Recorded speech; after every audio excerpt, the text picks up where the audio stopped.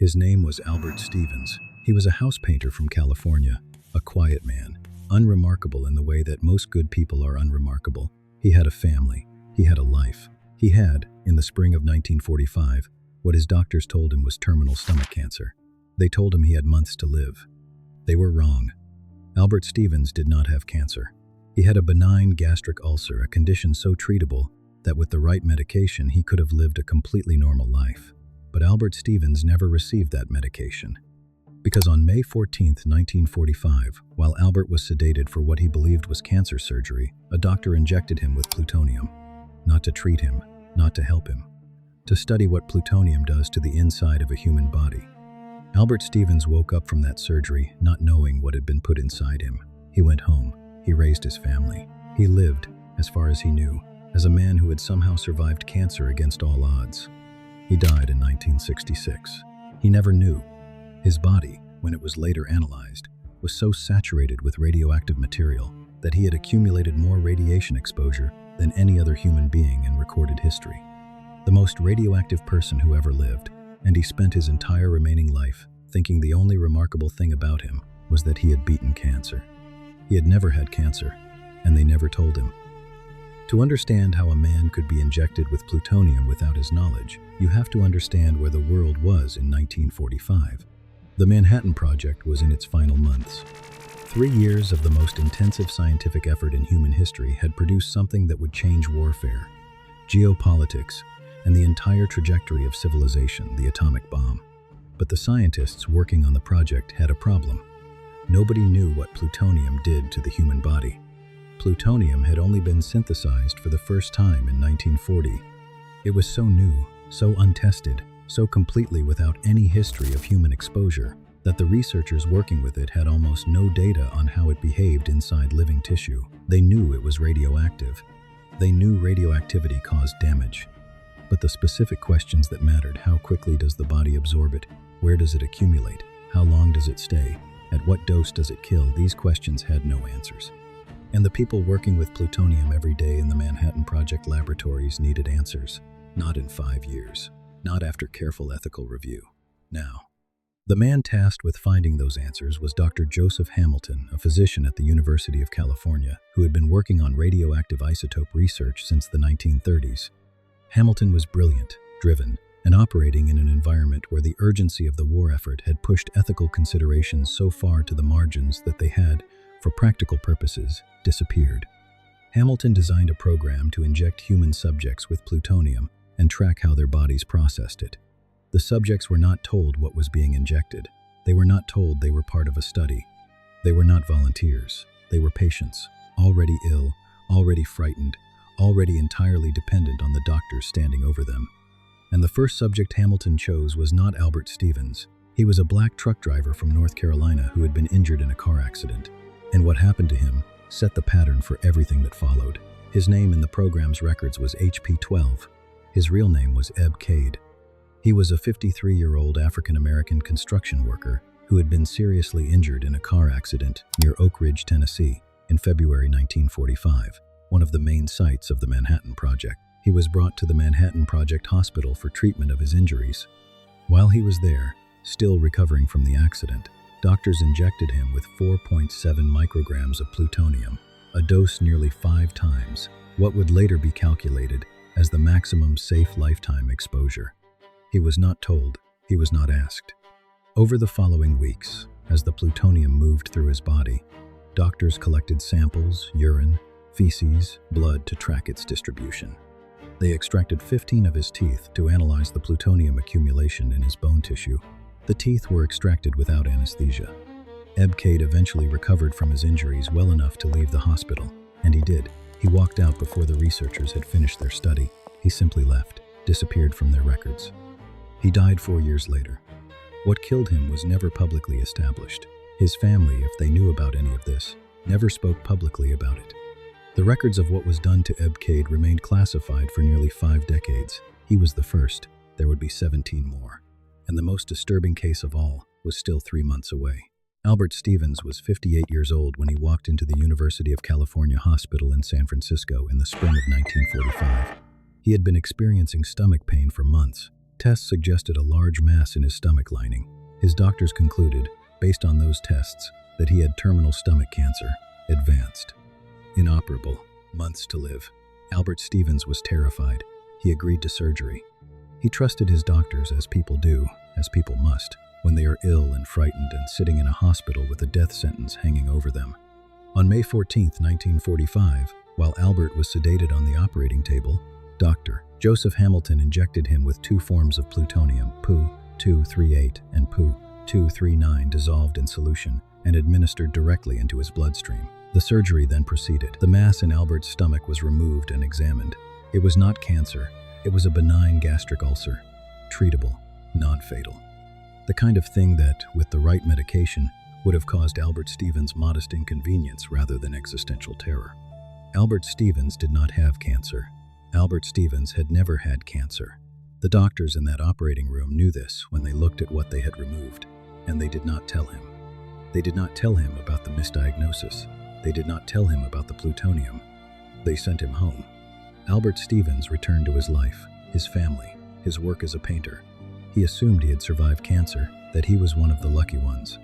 His doctors continued to collect his urine and excrement for analysis over the following years, telling him only that they were monitoring his recovery. He cooperated. He was grateful. He thought they were looking after him.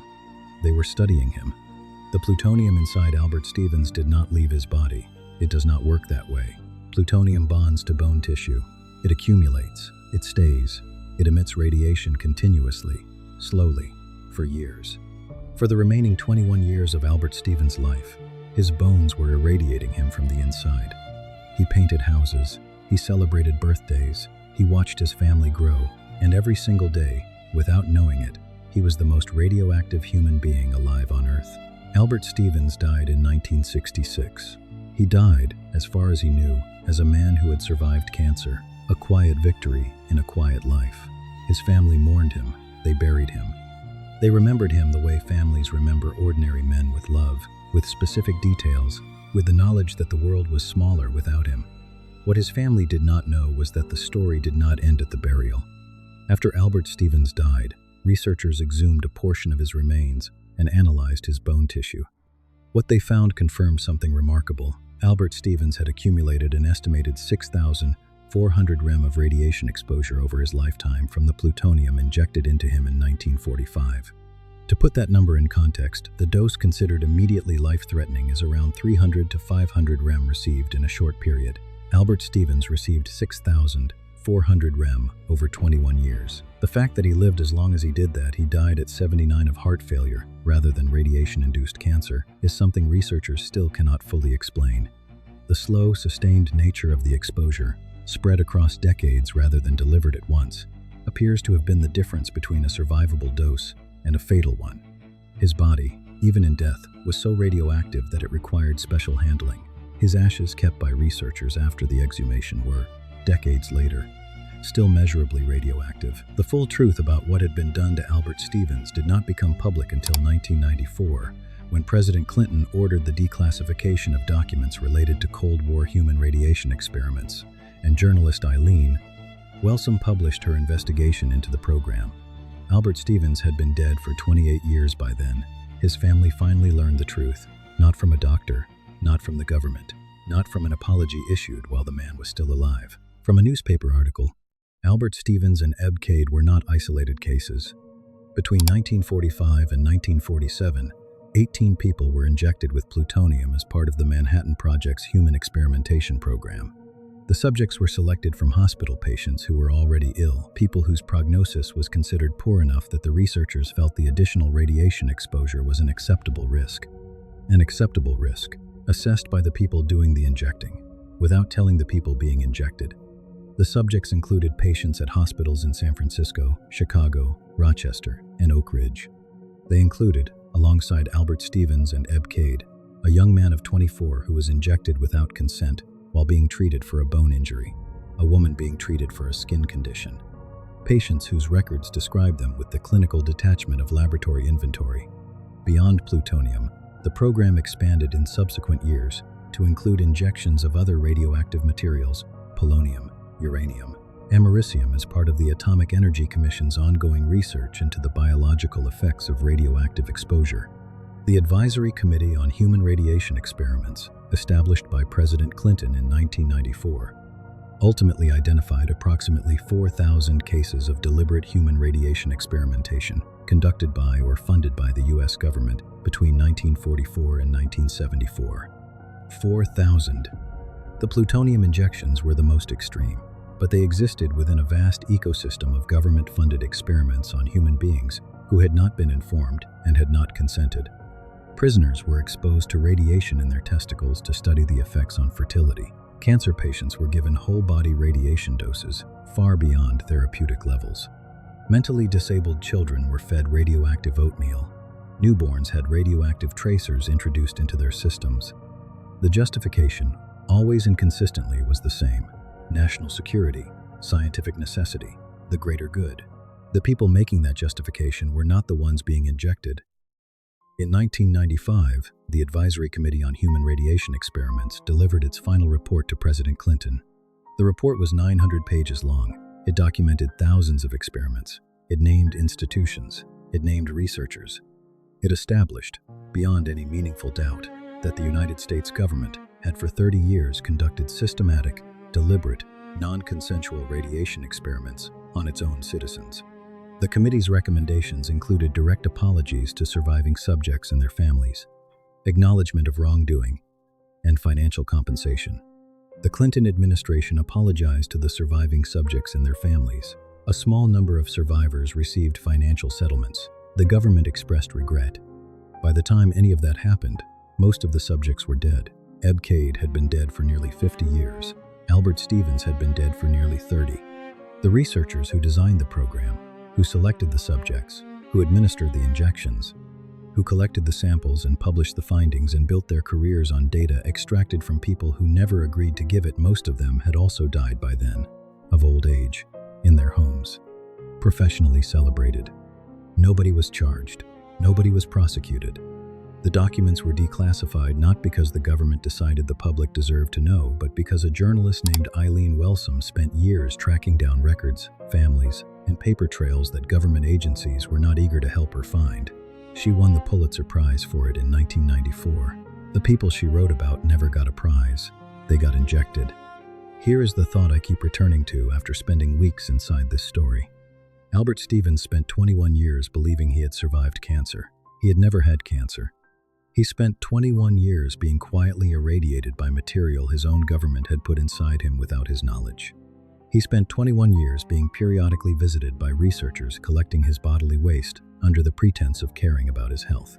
He died in 1966 at 79 years old, believing his doctors had looked after him, his doctors had used him.